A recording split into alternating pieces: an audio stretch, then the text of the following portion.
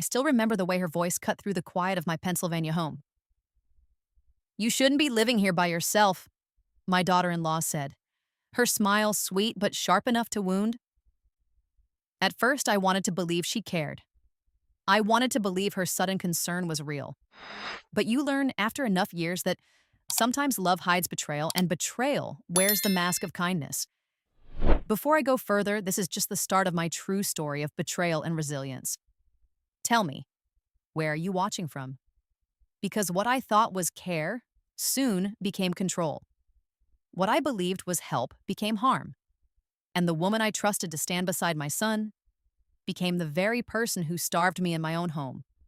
7 days without food, 7 days of silence, 7 days where I realized that even a family can see you as an obstacle to what they want most. So let's get into what happened after that first uneasy smile. The first winter after my husband passed, the house felt too large, too silent. Pennsylvania snow gathered along the porch railings, and on the roof we had once patched together with our own hands. My husband, Richard, had been a steelworker for nearly 40 years. His hands burned by furnace heat, his back bent from long shifts, but his pride steady as iron. That house was more than wood and brick to him. It was proof that sacrifice could become shelter, that a man could give his family something lasting even when his own body wore down. When he was alive, the place carried his strength in every corner. The sound of his boots by the door, the smell of smoke clinging to his jacket, the way he carried exhaustion like a badge of honor. Now every creak of the floorboards reminded me that I was alone, left with both the comfort and the weight of a life's worth of memories. My son, Daniel, visited when he could, but his life belonged to the city now. He was a corporate lawyer in Philadelphia, living among case files and courtroom deadlines that stretched deep into the night. "It's for the future, Mom," he told me once, his voice tired but hopeful, already reaching for the next call he had to take. I believed him. I still do. But the truth was that his career kept him away more often than not. That distance left space for his wife to step in. And she liked standing in his place. It was she who smiled with the sharpness of someone who measured every word. "You shouldn't be living here all by yourself," she said, the first time she walked through the doorway as though she already owned the place. Her perfume lingered in the hall long after she left, clashing with the scent of pine that Richard loved. At the time, I told myself she was only being concerned. But looking back, I see the truth. That was the first warning. She returned more often after I fell ill that spring. A cough that clung too long, a fever that left me weak, the kind of illness that should have passed in a week but lingered instead. Daniel, worried but consumed by work, trusted her when she insisted she'd take care of me. "Let her help, Mom," he urged. "You need rest. She means well." And because I loved him, because I wanted to believe his marriage brought him happiness, I agreed. At first, her care looked like kindness. She tidied the kitchen, folded laundry, answered the phone when neighbors called. I told myself it was a blessing to have the help. But slowly, little things shifted. My mail no longer made it to the kitchen counter. Friends who tried to stop by were turned away. "She's sleeping," my daughter-in-law would say with a sympathetic tilt of her head, as though to prove her devotion. The truth was simpler. She wanted me cut off. Meals became smaller. My favorite tea, Earl Grey, the one Richard and I shared every morning on the porch, vanished from the cupboard. In its place came bland broth, crackers served without butter, and a watchful eye that measured whether I finished every bite. "You don't need sugar," she said when I asked for honey. "It's not good for you at your age." I tried to protest once. I told her gently that I wanted to call my friend Mary. Her smile slipped just enough to show the steel underneath. "You need your rest more than chatter," she replied, carrying the phone into another room and shutting the door. That was when I began to feel it, the house changing around me. The walls that once echoed with Richard's humming as he worked in the garage now held a different sound. Footsteps moving briskly down hallways, doors closing too firmly, silences stretching too long. What was once our sanctuary began to feel like a place where I was no longer welcome. The cruelest part was how Daniel remained blind to it all. He would stop by after work, suit jacket slung over his arm, hair mussed from a long day in court. She greeted him with soft hands on his shoulders, whispered words about how much she was doing for me, how frail I had become. He never noticed the way she cut me off mid-sentence, never caught the quick flash of irritation in her eyes when I asked for something simple. I tried once more to speak. "I don't feel like myself," I told him one evening as he sat at the edge of the couch. She stood nearby, arms crossed, waiting. He reached for my hand, squeezed it, and said, "That's why she's here, Mom. She's looking after you better than anyone else could." And in that moment, I realized she had won his trust completely.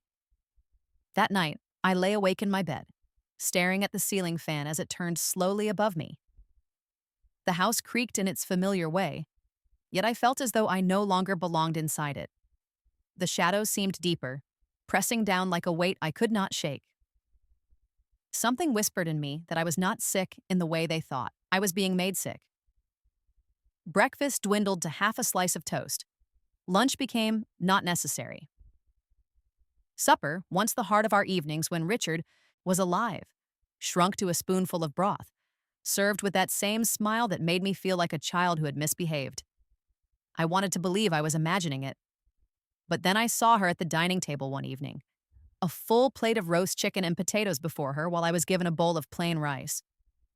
She looked at me across the table and said, almost sweetly, "You should be grateful. You don't want to make things harder for your son." Grateful. For less than scraps. That was the night I stopped pretending. I knew then this was not care. This was control. And somewhere in the quiet, a cold certainty took root. This was only the beginning. Control never arrives with a slam of the door.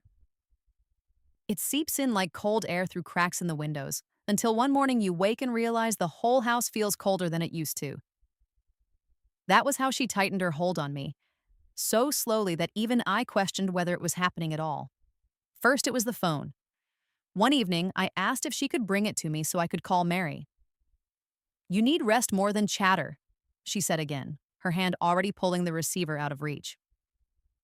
The phone disappeared from my bedside table after that night. Then came the mail. For decades, Richard and I made a ritual of sorting it together. His bills, my magazines, and sometimes letters from old friends who still wrote by hand. But when spring warmed the hills that year, the mailbox never seemed to bring anything for me. When I asked, she only shrugged.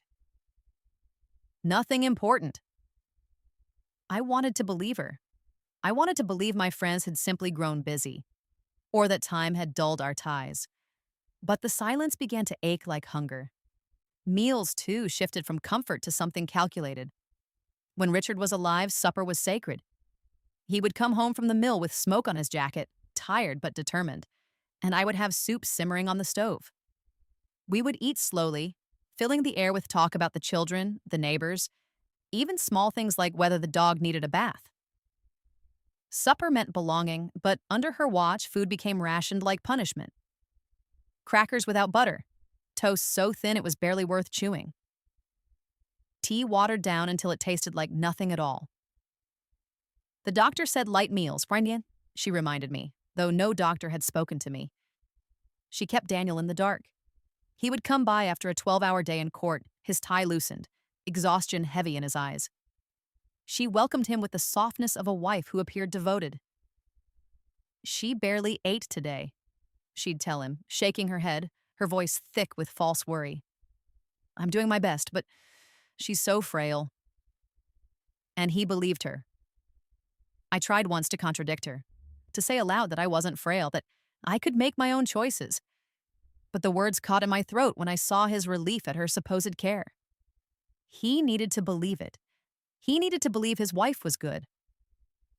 After years of building, his career of sacrificing family dinners and holidays for the firm, he needed a home life that worked. I didn't want to take that from him. So I swallowed my protest. And in doing so, I gave her more room to tighten her grip. Even the house itself began to answer to her. She closed blinds during the day, saying light made me restless. She insisted on quiet, turning away neighbors who knocked at the door. She rearranged the kitchen shelves, placing food out of my reach. Each small act seemed harmless alone, but together they formed a cage. At night, I lay awake and remembered the woman I used to be. I was once strong enough to raise children while Richard worked double shifts. I was once resourceful enough to stretch a week's worth of groceries into meals that lasted a month. I was once confident enough to lead classrooms of restless students, teaching them patience and discipline. Now I was reduced to asking permission for tea. One evening, when she set down a plate of dry toast before me, I caught her watching me with something more than judgment. It was calculation, as though she was measuring how much of me was left. I felt a flicker of anger then, small, like a match struck in the dark. But even that flicker reminded me of who I had been and who I might still be. Because control can only smother what you allow it to smother. And while she thought she was winning, she did not know me well enough to see the stubbornness she was waking up. Hunger is not quiet. It begins as a whisper in the stomach, a dull ache that begs for attention. Then it grows teeth, gnawing at the ribs, clawing up the throat until even sleep feels sharp and restless. By the end of the first day without food, I knew this was not forgetfulness. It was design. On the second day, she placed a single cracker on a plate and set it in front of me. "Doctor's orders," she reminded me, her tone soft as honey but her eyes flat as glass. I wanted to argue, to demand something more, but my body already trembled with weakness, and the words slipped away like water through my fingers. By the third day, broth was gone altogether. "Your system can't handle solids," she said, sipping coffee at the table while my own cup sat empty. I stared at her hands as she ate, steady and deliberate, every bite of toast and egg like a small cruelty. She never looked ashamed. She looked satisfied. Time blurred after that. Hours stretched thin, marked only by the sound of her shoes across the hardwood floor and the slow groan of the refrigerator door opening, never for me, always for her. By the fourth day, my legs shook when I tried to stand. I lowered myself back into bed, dizzy, as though the whole room tilted away from me. I thought of Richard then, of the years he came home bone-tired from the mill, sweat on his brow, his lunch pail empty because he had given me the best piece of meat and kept only bread for himself. He never said it aloud, but I knew. His hunger was my fullness. His sacrifice was my comfort. Remembering him filled me more than the toast she denied me. On the fifth day, I stopped asking. I didn't want to hear her excuses anymore. I watched her from across the room instead, moving about with that efficient air of someone tidying a life she expected to inherit. She took my keys, placed them in her purse. She moved papers from the drawer to her bag. My house was becoming hers, and I was the ghost haunting it. By the sixth day, I began speaking to Richard as if he were in the room. "Do you see?" I whispered into the stillness, my voice hoarse from thirst. "Do you see what she's doing?" Maybe it was fever. Maybe it was memory. But I swore I felt his presence then. Not as comfort, but as strength. He had endured the furnace, the years of fire and smoke. I could endure this. The seventh day broke me. My hands shook so violently I could not lift the glass of water she allowed me once in the morning. My body curled in on itself, as though it had forgotten how to stretch. I counted the hours by the shadows on the walls, each one longer than the last. But somewhere inside the fog of hunger, clarity arrived. This was not care, this was not health, this was not even neglect, it was intention. She wanted me weak, she wanted me gone. And for the first time, I admitted the thought that had been circling me for weeks. She wanted my house, my land, the property Richard and I had built and preserved all these years. The hunger might have broken my body, but it sharpened my mind. I told myself, with what little strength I had left, she may starve me, but she will not have me. Not yet. By the eighth day, my body no longer felt like my own. My hands trembled uncontrollably, the skin along my arms pale and loose.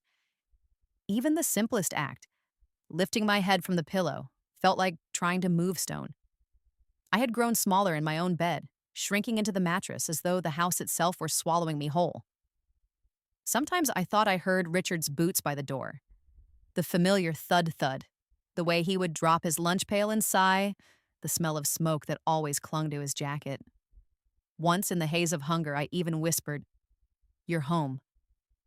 But when I opened my eyes, it was only her, standing in the doorway, watching me with an expression too calm for what she had done. "You'll thank me one day," she murmured, setting down another glass of plain water on the nightstand. "I'm saving you from yourself." Then she closed the door. Thank her for this. The room spun slowly, light and shadow folding into each other. In the blur, I saw Richard as he had been in his youth, strong, laughing, lifting Daniel onto his shoulders at a 4th of July picnic. I heard his voice. "You're tougher than you think. You've always been tougher than you think." The hallucinations frightened me at first. I wondered if they were the final veil before death. But then I realized they weren't endings. They were reminders. My mind, starved though it was still searching for strength in the one place it had always been. Memory. That night, I spoke aloud, not to her, but to him. "She thinks I'm too weak to fight back. She thinks she can erase me." My voice was little more than a rasp, but in speaking it, I felt something harden inside me. On the 9th day, I forced myself to sit up, inch by inch, though my arms trembled so violently I thought I might collapse. My head pounded, my vision doubled, but I needed to prove to myself that I could still move, that I was not yet gone. In that fragile clarity, I saw her scheme in full. Every locked drawer, every turned-away neighbor, every whispered comment to Daniel about my frailty. She wasn't simply waiting for me to die. She was crafting the story of my decline, piece by piece, so that when the end came, no one would question it. The thought chilled me more than hunger ever could. And in that moment, weakness turned into a vow. I would not let her win. The phone. That thought came sharp and sudden. Years ago, I had hidden a spare one in my sewing basket. An old habit from a time when I wanted privacy for calls with my sister. I had almost forgotten it was there. Almost. The basket sat tucked beneath the bed, covered in dust. Reaching for it felt impossible. My body shook, every movement a storm. But with my fingertips, I brushed the wicker edge, pulled, dragged. The basket scraped loudly against the floorboards, and for one awful moment, I thought she would burst in. But she didn't. My breath came ragged as I pried it open. Spools of thread spilled out, needles scattered, scraps of cloth fluttered to the floor. And beneath it all, cold plastic against my skin, the phone.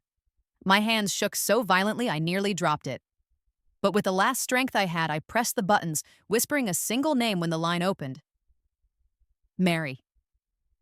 There was silence, then a gasp on the other end. "It's me," I whispered, my throat raw. "Please. Help." The phone slid from my hand, the world dimming at the edges. But I had done it. I had spoken.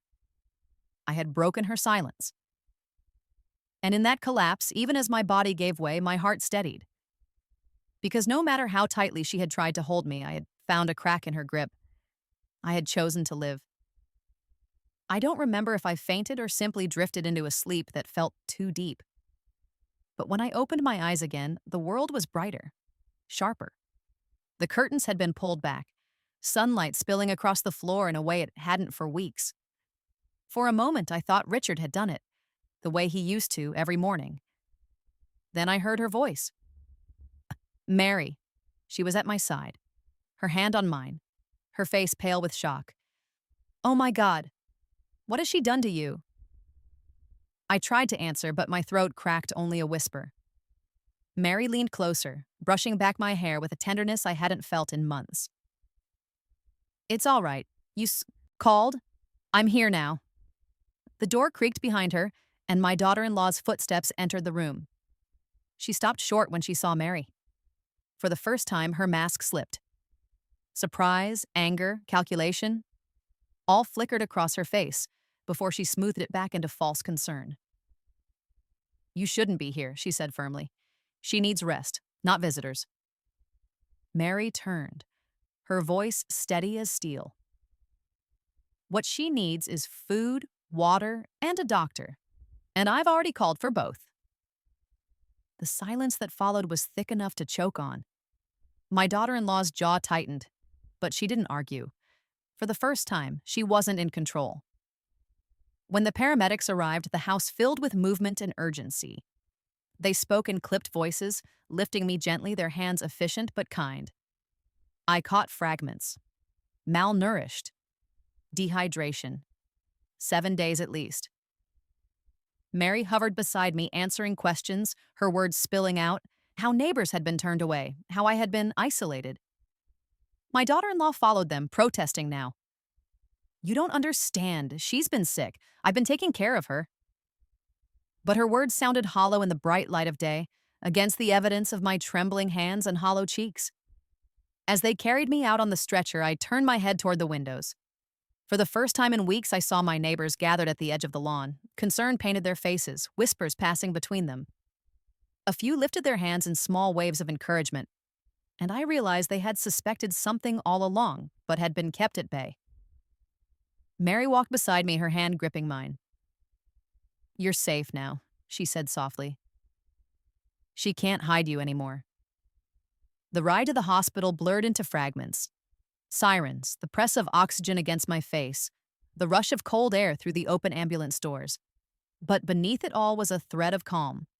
I had spoken. I had been heard. And most importantly, I had survived long enough to be found. The hospital lights were blinding at first, too white, too harsh after weeks in the dimness of my own home. Machines hummed around me, voices moved briskly above me, and for the first time in what felt like forever, I was surrounded by people whose hands offered care instead of control. A nurse touched my wrist, checking the fragile pulse that still beat beneath skin stretched thin. She's severely malnourished, she said quietly, though not quietly enough. Another nurse adjusted the IV that carried clear fluid into my veins, fluid that felt like life itself, drop by drop. I closed my eyes, and for the first time in days, I felt relief. Not safety yet, not strength, but relief. When I woke later, a doctor stood at the foot of my bed, clipboard in hand, eyes grave. Mrs. Hayes, he said gently, you've been through significant neglect. Your body shows signs of starvation. This was not caused by illness. It was caused by deprivation.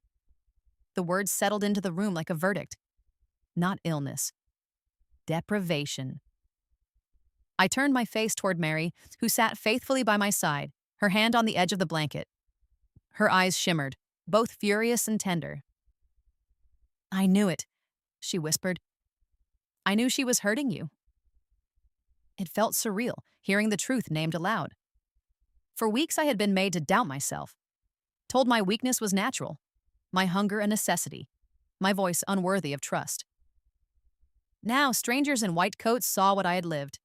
They believed me. Later that evening, the police came. 2 officers, polite but firm, asking questions in quiet tones. They wanted details. How long had it been since I'd eaten? Who controlled the meals? Had I ever refused care? I tried to answer, though my voice wavered and my memory blurred.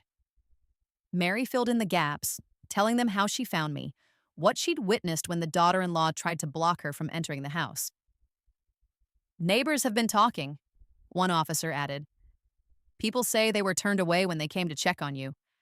Some say your daughter-in-law told them you were too sick for company.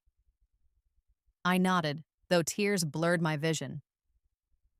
She wanted me alone, I whispered. She wanted me to disappear. The officer wrote it down without hesitation. For the first time in months, my words were not dismissed. They were recorded, honored, made official. Daniel arrived the next day. I will never forget the look on his face when he walked into the room and saw me, small and hollow under the hospital sheets. His briefcase hung at his side, his tie loosened, his eyes wide with disbelief. "Mom," he said, almost breathless. "What happened to you?" I tried to speak, but emotion caught in my throat. Mary rose, her voice sharp. "What happened is your wife starved her. She isolated her. She nearly killed her." Daniel froze, his jaw tightening. That can't be true, he said, shaking his head. She told me. She told me you were sick, that you couldn't eat, that she was doing everything she could. Look at me, I interrupted, my voice trembling but firm. His eyes flicked back to mine. Does this look like care to you? Does this look like someone doing everything they could? Silence stretched between us. His gaze traveled across the thinness of my arms, the IV taped to my hand, the bruises of neglect written across my body. Slowly, his face crumpled, disbelief giving way to horror. Oh my God, he whispered. He dropped into the chair by my bed, covering his mouth with his hand. For the first time, I saw him not as the lawyer, not as the busy man chasing deadlines, but as my boy, broken by a truth too heavy to bear. The confrontation came hours later, when he returned home to find her waiting. Mary recounted it to me afterward, but even imagining it felt like fire in my chest. She had greeted him with her usual smile, pretending innocence, insisting the doctors misunderstood that I was exaggerating, that old age had confused me. But Daniel was no longer listening with a husband's trust. He was listening with a son's fury. Don't lie to me, he said, voice sharp as steel. I saw her. I saw what you did. Neighbors began speaking too. One by one, they came forward with stories. The mailman said he'd been told I was too fragile to sign for packages. A church friend recalled being turned away at the door, told I was sleeping. Another neighbor admitted she'd seen me at the window, pale and thin, but when she asked about me, the daughter-in-law claimed I was just fine. The evidence piled higher than even she could talk her way out of. And with every story, every detail, I felt less invisible. The silence she had wrapped around me was unraveling, thread by thread, until the truth stood bare for all to see. In the hospital, I began to heal slowly. The fourth fed me strength. Nurses checked my vitals, doctors monitored progress, and Mary remained a constant presence, her voice steady when mine faltered. You're not alone anymore, she told me one night, tucking the blanket under my chin. She can't hurt you again. But healing was not just in the body. It was in the spirit. And for the first time, I felt something stirring inside me. Not just survival, but defiance. Because the truth was no longer hidden. It was written in my medical charts, spoken by neighbors, acknowledged by police, and seen in my son's eyes. And with the truth unveiled, justice no longer felt like a distant dream. It felt inevitable. Recovery was slow, measured in small triumphs that most would never notice. The first time I managed to sip broth without trembling, the nurse smiled as though I'd conquered a mountain. The first time I walked from my bed to the window with Mary's arm around mine, I felt the floor steady beneath my feet in a way it hadn't for weeks. Healing, I learned, was not dramatic. It was patient. It came one step, one breath, one stubborn refusal to give up at a time. But while my body mended, my heart waited for justice. And justice, though slow, has a way of finding its path. The investigation grew. Doctors testified that my condition was not the result of illness, but deliberate deprivation. Social workers collected statements from neighbors who admitted they had been misled, even intimidated, into keeping their distance. Friends from church, women who had known me since my youth, told officers how they had worried but had been turned away at the door. Every piece of testimony wove together the truth. I had been starved in my own home. Daniel visited often now, his face still carrying the weight of disbelief. Each time he walked into the hospital room, I saw the shadow of guilt in his eyes. He held my hand, sometimes in silence, sometimes in apology. I should have seen it, he whispered one evening, voice breaking. I should have listened to you. I squeezed his hand with what little strength I had. You wanted to believe the best in her, I said softly. That's not a crime, Daniel. It's human. But now you know. He nodded, tears slipping down his cheeks. In that moment, I realized he was suffering his own kind of punishment, not imposed by the courts, but by the knowledge of what his trust had cost me. Still, I forgave him because he was my son, and because forgiveness is sometimes the only way forward. The daughter-in-law, meanwhile, faced consequences she could not escape. What began as whispers in the neighborhood grew into something louder. At first, she walked into the hospital waiting room with her polished smile, insisting there had been a misunderstanding. But whispers have a way of hardening into stares, and stares into distance. Soon, even those who once admired her avoided her eyes. The law caught up with her, too. Charges of neglect and abuse were filed. While the legal language felt cold compared to the suffering I had endured, it was still a kind of acknowledgement, a public recognition that what she had done was not just cruel but criminal. She appeared in court in tailored suits, her hair perfect, her voice calm, but no polish could erase the evidence. My medical record spoke louder than her excuses. And Daniel? Daniel stood apart from her. The marriage that had once seemed unshakable fractured under the weight of truth. He told me quietly one evening at the hospital that he had moved out, that he could no longer share a home with a woman who had nearly cost me my life. I saw in his eyes the grief of losing both a marriage and an illusion. Yet even in his grief, there was a strange kind of freedom. For me, the question became, what next? When I finally returned home, my home, it felt different. The walls were the same, the creak of the stairs the same, the old clock still ticking in the hallway. But the air felt lighter, cleansed by truth, touched by the presence of friends and neighbors who came back once they knew the danger was gone. Mary filled the kitchen with the smell of soup. Neighbors carried casseroles and pies. The house, which had once echoed with silence, now carried the sound of voices again. And yet, I could not ignore the shadow of what had been. The house had been my cage, but it had also been my husband's dream, his gift to me. To leave it would have felt like letting her win. To cling to it tightly, though, felt like letting fear define me. So I chose something different. I met with a lawyer, not my son, but someone unconnected, and I drew up plans to create a small community trust in Richard's name. A portion of the property would remain mine for as long as I lived, but after, it would serve others. Scholarships for local students, support for widows in need, a place where the sacrifices of steelworkers and their families would be remembered. In doing so, I reclaimed what she had tried to steal. Not just the property, but the meaning behind it. She wanted ownership. I gave it purpose. As word spread, people told me I was brave. But I didn't feel brave. I felt whole. There is something profoundly healing about choosing your own ending, about refusing to let betrayal have the last word. My daughter-in-law's greed had broken her own life, not mine. She lost her marriage, her reputation, her freedom. I regained my dignity, my voice, my place in the world. One evening, as the sun set behind the rolling Pennsylvania hills, I sat on the porch with Mary beside me. The air smelled of pine again, clean and sharp. The house glowed warm in the fading light, not a cage, but a home once more. I thought I would die here, I confessed quietly. Mary slipped her arm through mine. But you didn't. You lived, and you turned it into something bigger than her cruelty. Her words settled deep in me, heavier than grief, lighter than forgiveness. Because in the end, poetic justice isn't about watching someone else fall. It's about rising when you were meant to be erased. It's about rewriting the story others tried to write for you. And so I chose to live not as a victim, but as a witness. To my husband's labor, to my son's redemption, to my own stubborn will to survive.